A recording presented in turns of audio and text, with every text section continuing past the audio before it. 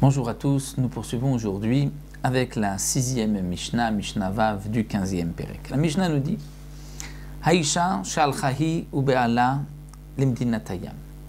Une femme qui est partie, elle et son mari, limdinatayam, dans un pays lointain, en outre-mer, Uba ve'amra met ba'ali. Et elle dit, en revenant, mon mari est mort. Le dîner, comme nous l'avons vu, que si elle témoigne que son mari est mort, elle peut se remarier.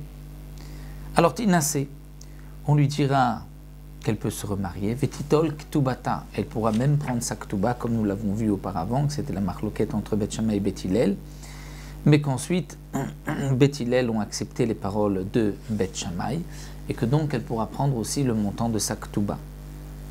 Mais tsarata asura. Si son mari avait une deuxième femme, eh bien, sa rivale, la deuxième femme de son mari, elle a l'interdiction de se remarier. Pourquoi? Puisque pour la rivale, qui est-ce qui témoigne que le mari est mort? C'est sa première femme, sa rivale.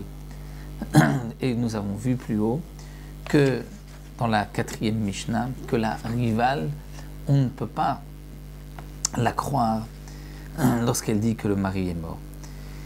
Et donc c'est pour cela que Tsarata Asura, la rivale, elle est interdite. Aïta Bat Israël, la Kohen.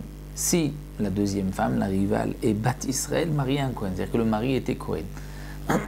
Tant qu'elle est mariée au Kohen, elle peut manger de la terouma. Si son mari est décédé, elle ne mangera pas de terouma. Eh bien, dit Rabbi Tarfon, Tochal Bat Terouma.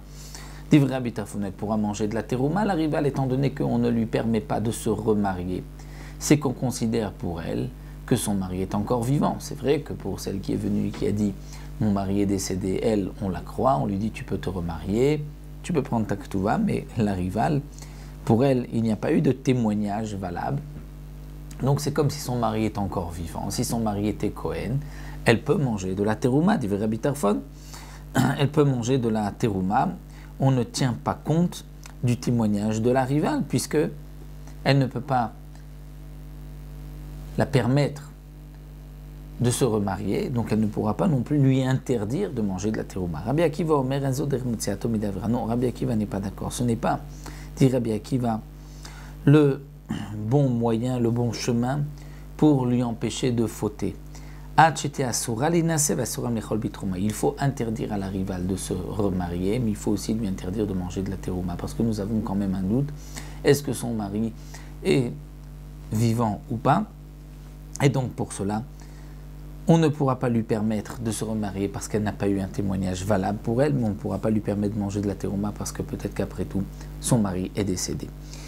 Donc là, la Mishnah nous a expliqué que bien qu'on va accepter le témoignage de cette femme pour elle-même, on ne l'acceptera pas pour sa rivale.